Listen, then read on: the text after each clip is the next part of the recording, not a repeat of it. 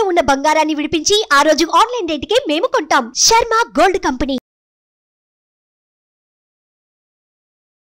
అందరికీ నమస్కారం. ముందుగా ప్రేక్షకులందరికీ క్రోధినామ సంవత్సర ఉగాది పండుగ శుభాకాంక్షలు. అయితే ఉగాది పండుగ అనగానే మనందరం కూడా ఈ సంవత్సరం మొత్తం మన రాశి ఫలాలు ఎలా ఉన్నాయి, ఈ సంవత్సరంలో మనకి ఆదాయం ఎంత ఉంది, వ్యయం ఎంత ఉంది, ఇవన్నీ కూడా డీటెయిల్డ్గా తెలుసుకోవాలని చాలా ఇంట్రెస్ట్గా వెయిట్ చేస్తూ ఉంటాం కదా.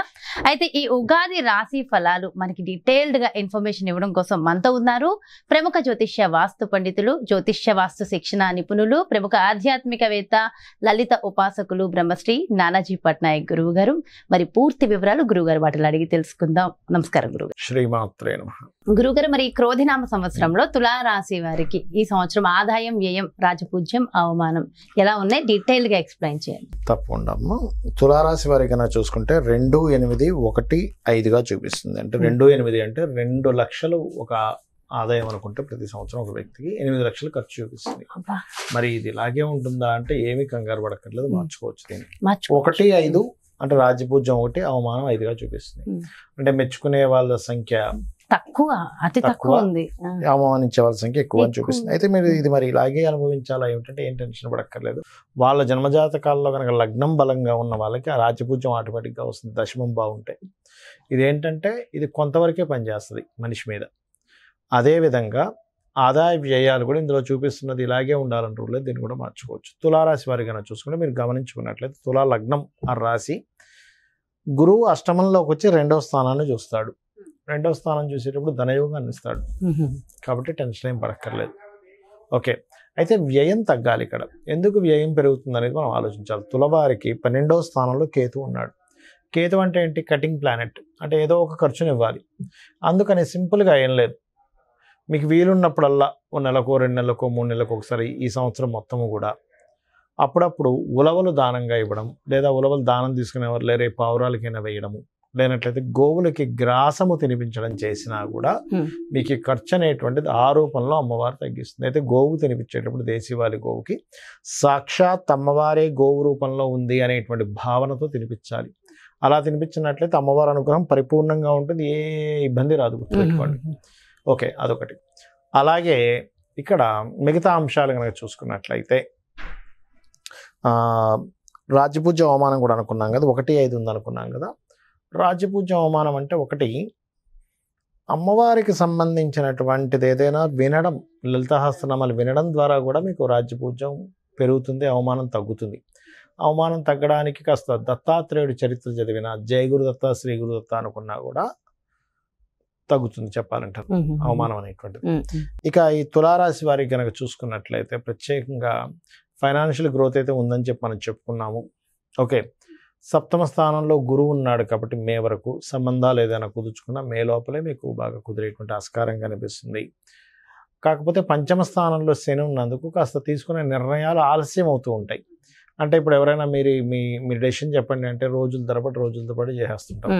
అదొక్కటి మనం చూసుకోవాలి. అదే కాకుండా మనకి ఈ ఇంకా ఉగాది రాకముందే మార్చ్, ఏప్రిల్ మాసాల్లో కుజుడు సంచారం ఉంది అక్కడ. అందుకని ఏంటి, కొంత స్నేహితులతో గొడవలు ఉండడం మార్చ్, ఏప్రిల్ మాసంలో, లేకపోతే ప్రేమ వ్యవహారాల మూలంగా కొంతవరకు ఘర్షణలు పడ్డము, క్రియేటివ్ ఫీల్డ్లో ఉండేటి వారికి కొంత స్ట్రెస్ అనేది ఇస్తుంది మార్చ్, ఏప్రిల్ వరకు. మళ్ళీ ఏప్రిల్ దాటి మేము వస్తే అంతా బాగానే ఉంటుంది చెప్పాలంటే. అయితే మరి ఈ ఘర్షణ వాతావరణం జరగకుండా ఉండాలంటే ఇది 5వ స్థానంలో జరుగుతుంది, శని కుజుల యొక్క కలయిక అనేటువంటిది. కాబట్టి మీరు చేయవలసింది ఏమిటంటే సింపుల్గా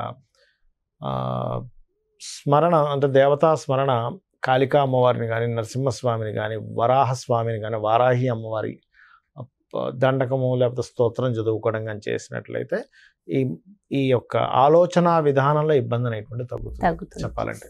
అదేవిధంగా ఉద్యోగ అవకాశాలు చక్కగా ఉంటాయి. కొత్త ఉద్యోగ అవకాశాలు, అందులో ముఖ్యంగా గవర్నమెంట్ జాబ్స్ కోసం ట్రై చేసేటువంటి వారికి ముఖ్యంగా ఈ tours and travels related and ఇట్లాంటి వాటిలో సాఫ్ట్వేర్ రంగాల్లో ఉండేటువంటి వారికి కొత్త అవకాశాలు వస్తాయి ఈ సంవత్సరం మొదట్లో. ముఖ్యంగా మొదట్లోనే వచ్చేస్తాయి. తులారాశి వారికి బాగుందని చెప్పుకోవాలి. అయితే ప్రపంచ వ్యాప్తంగా, దేశ వ్యాప్తంగా మొత్తం ఎలా ఉండబోతుంది అంటారు ఈ సంవత్సరం? ఒకటేనమ్మా, క్రోధినామ సంవత్సరానికి అధిపతి ఎవరు, అంటే ఈ సంవత్సరానికి రాజు ఎవరు అనేటువంటి తీసుకుంటే కుజుడు అవుతాడు. కుజుడు అంటే ఫైటింగ్, గొడవలు, ఉద్యమాలు, యుద్ధాలు, వీటికి కారకుడు అనమాట కుజుడు. అందుకని అటువంటి వాతావరణం కనిపిస్తుంది. అయితే లక్కీ ఏంటంటే కాలసర్ప దోషం నుంచి గురువు బయట ఉన్నాడు, అది కొంత సేఫ్ ఇస్తుంది. బట్ ఏదైనా కానీ కొంచెం యుద్ధ సంబంధంగా అంటే రాజులకి ఇప్పుడు చూడండి అప్పటిదాకా అక్కర్లేదు, మనకి ఫిబ్రవరి నుంచే స్టార్ట్ అయింది దాని ప్రభావం. ఎందుకంటే ఈ రవి మనం జనవరిలో మనం చెప్పుకున్నప్పుడు కూడా చెప్పుకున్నాం, కొంచెం ఈ సమయంలో కొంచెం ఈ బాంబు పేలుళ్ళని లేకపోతే ఈ గొడవలని కొంచెం ఈ యుద్ధ నౌకల్ని ట్రాప్ చేయడం అని, లేకపోతే అంటే నౌకా దళాల మీద లేకపోతే నౌకల మీద అంటే జలరాశుల్లో కుజుడు శని ఉన్నారు కాబట్టి నౌకల మీద అంటే దాడి చేయడం, దాన్ని హైజాక్ చేయడం లాంటివి ఉంటాయని చెప్పుకున్నాం లాస్ట్ మాట్లాడితే జరిగింది ఈ మధ్య అంతా కూడా. అంటే ఏమిటి, ఈ సంవత్సరం ప్రత్యేకంగా కొంతవరకు ఈ యుద్ధ సంబంధించినటువంటి ఈ మనం ఊహించినటువంటి మార్పులు అనేకమైన జరుగుతాయి. అంటే అసలు లాస్ట్ మినిట్ వరకు ఇది మారదు, ఇలాగే జరుగుతుంది అనుకుంది, అది సడన్ గా మార్పు వచ్చేస్తుంది. అసలు ఎవరు ఎక్స్పెక్ట్ కూడా చేయరు, అసలు ఇలా జరుగుతుందా, ఇలాంటివి కూడా జరుగుతుంది అసలు ప్రపంచంలో అన్నట్టుగా జరుగుతుంది. అన్ని మార్పులు ఏదైనా కావచ్చు. అంటే టెక్నికల్ గా హై లెవెల్లో మార్పులు చూస్తాము, రాజకీయంగా హై లెవెల్లో మార్పులు చూస్తాము, గుర్తుపెట్టుకోండి. అసలు మోసాల లెవెల్లో కూడా హై లెవెల్లో మార్పులు చూస్తాం. సో కాస్త కేర్ఫుల్ గా ఉండాల్సిన సమయం because of saturn mars combination అలాంటిది. అందులో పర్టికులర్ గా మే వరకు ఈ జాగ్రత్తలు తీసుకోవాలి, మెయిన్గా మే వరకు. అదొకటి.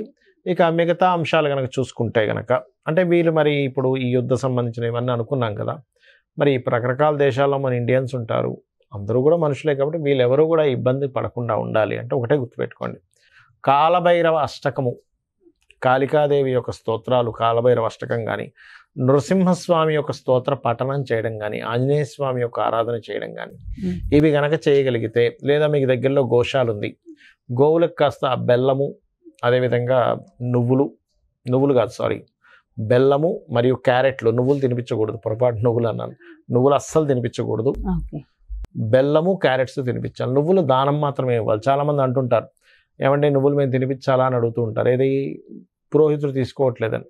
ఎందుకంటే అమ్మ అది ఏదైనా మనకి ప్రెగ్నెన్సీతో ఉందనుకోండి, దాని ప్రెగ్నెన్సీ ఇచ్చినవ్వడం వల్ల మరింత దోషం ఏర్పడుతుంది. కాబట్టి ఇది జాగ్రత్త తీసుకోవాలి. సో కాబట్టి ఈ జాగ్రత్తలు తీసుకుంటే సరిపోతుంది. ఇదంతా ఓవరాల్ గా సామూహికంగా కూడా చేయడం వల్ల ప్రపంచానికి ఇంకొంచెం మంచి జరుగుతుంది కదా గురుగారు. గురుగారు ఇవే కాకుండా ఇంకేమైనా జాగ్రత్తలు తీసుకోవాల్సిన అవసరం ఉంటుందంటారా?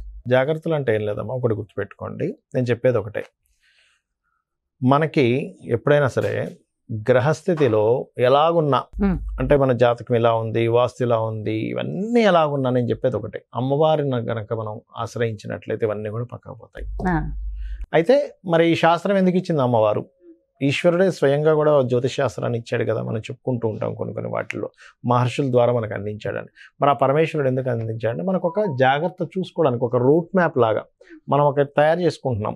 ఏది ఏ రూట్ లో ఎక్కడ ట్రాఫిక్ ఉంది, ఎక్కడ ఏది ఉంది అన్ని తెలుసుకుని దాన్ని బట్టి వెళ్తున్నాం కదా. అలాగే మనకు భగవంతుడే ఈ యొక్క జ్యోతిష్ శాస్త్రాన్ని అందించాడు. దీనివల్ల ఏమిటి, మనం మన జన్మజాతకం కూడా చూసుకోవాలి. అంటే మన జన్మజాతకంలో లగ్నబలం ఎలా ఉంది, ధనం ఏ మార్గంలో వెళ్తే మనకు ధనం సంపాదిస్తాము, ఏ రకంగా ప్రయత్నిస్తే మన ప్రయత్నాలు సఫలీకృతం అవుతాయి, ఏ దిశలో ఉంటే మనకి బాగుంటుంది, సంతాన అభివృద్ధి ఎందుకు అవ్వట్లేదు, వివాహం ఎందుకు అవ్వట్లేదు, మన జన్మజాతకంలో ఉంటుంది. అంటే ఏ సమయంలో వివాహం చేసుకుంటే బాగుంటుంది, అదేవిధంగా మనకి ఏ వృత్తుల్లో బాగుంటుంది, ఏ వ్యాపారాల్లో బాగుంటుంది, ఎందులో ఎప్పుడు ఇన్వెస్ట్మెంట్ చేస్తే మంచిది, ఎప్పుడు ఇన్వెస్ట్మెంట్ చేయకూడదు అనేటువంటి అన్ని విషయాలు ఉంటాయి. మీకు అనిపిస్తుంది మరి ఇవి అన్నీ మన జన్మజాతకంలో ఉంటాయి, మనం మరి ఈ గోచార ఫలితాలు ఇవన్నీ ఎందుకు చెప్పుకుంటున్నాం అంటే ఒకటే గుర్తుపెట్టుకోండి అమ్మా. ఇప్పుడు మీరు షూటింగ్కి వచ్చారు కదా, నార్మల్గా మీ ఇంటి నుంచి ఇక్కడ 40 నిమిషాలు అనుకోండి కార్లో రావడానికి, అదే ట్రాఫిక్ జామ్ అయితే కదా. అంటే ఏమిటి, గంటలోనో 40 నిమిషాల్లోనో వస్తాననేది మీరు ఏం చెప్తారు, గంటన్నర పడుతుందండి అంటారు.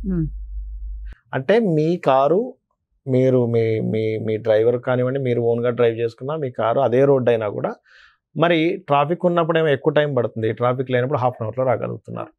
అంటే దాని అర్థం ఏమిటి, సమయం బయట ఉండే వాతావరణం కూడా మనకు సహకరిస్తేనే మనం సమయానికి వెళ్ళగలం. అలాగే గోచారం అనేటువంటిది ఏంటంటే ఇప్పుడున్న గ్రహస్థితి, ఇప్పుడుండే గ్రహస్థితి ఏ విధంగా ఉంది, పరిస్థితులు ఎలా ఉన్నాయి అనేది చెప్పేదే గోచారం. సో ఈ సంవత్సరం ఈ విషయాలు ఇలా ఉంది కాబట్టి నువ్వు ఈ రెమెడీ చేసుకో, నీ జన్మజాతకం కూడా చూసుకో, ఈ రెండు కలుపుకో. అందుకు ఇంకోటి ఏంటి, నేను ఒకటే చెప్తా, నా జాతకం ఎలా ఉంది, నా దశ ఎలా ఉంది, పాడైపోయింది, ఏం పెట్టుకోకండి. అమ్మవారిని నమ్ముకోండి, అమ్మవారి అంతా దారి చూపిస్తుంది మనకి. ఎలా ఉన్న జాతకం ఎలా ఎలా ఉన్నా కూడా, ఉన్నప్పటికీ ఎలా ఉన్నా అమ్మవారు చూపిస్తుంది. కానీ అమ్మవారి పనే నమ్మకం అది. ప్రధానం అంటారు. అమ్మని చేయి పట్టుకుంటే తిండి కొదవ ఎలా ఉండదో, అమ్మవారిని పట్టుకుంటే వాడికి దేనికి కొదవ ఉండదు. అంతే. ఎంతో చక్కగా చెప్పారు గురువుగారు. అంటే ఎంతో ఒక ధైర్యం, ఒక మోటివేషన్ అంతే కదా, మా అమ్మని పట్టుకున్న వాడికి తిండి కొదవ ఉంటుందా? ఏమి ఉండదు, అమ్మాయి చూసుకుంటుందండి. మరి అలాంటిది జగన్మాత, అమ్మవారిని జగజ్జనని. పట్టుకుంటే, అమ్మవారిని పట్టుకుంటే దేనికి కొదవ ఉంటుంది చెప్పండి. ఎంతో ఎంతో చక్కగా, ఎంతో చక్కటి ధైర్యాన్ని, స్థైర్యాన్ని అందించారు. థ్యాంక్ యూ సో మచ్ గురువు గారు. నమస్కారం. శ్రీమాత్రే నమః. సో చూసారు కదండి, మరి ఇది క్రోధినామ సంవత్సరంలో మీ యొక్క రాశి యొక్క ఫలితాలు పూర్తిగా ఎంతో చక్కగా వివరించారు కదా గురువు గారు. మరో చక్కటి ప్రత్యేకమైన కార్యక్రమంతో మళ్ళీ మీ ముందుకు వచ్చేస్తాను. మరి అదే విధంగా మీ యొక్క జాతకానికి సంబంధించి కానీ, లేదంటే మీ ఇంటి వ్యాపార వాస్తుకు సంబంధించి కానీ గురువు గారిని సంప్రదించాలి, అపాయింట్మెంట్ కావాలి అనుకుంటే క్రింద డిస్ప్లే అవుతున్నటువంటి నెంబర్స్ కి కాల్ చేయండి. నమస్కారం. సుమన్ టీవీలో మీ పర్సనల్ అండ్ బిజినెస్ ప్రమోషన్స్ కోసం కింది నెంబర్కి కాంటాక్ట్ చేయండి.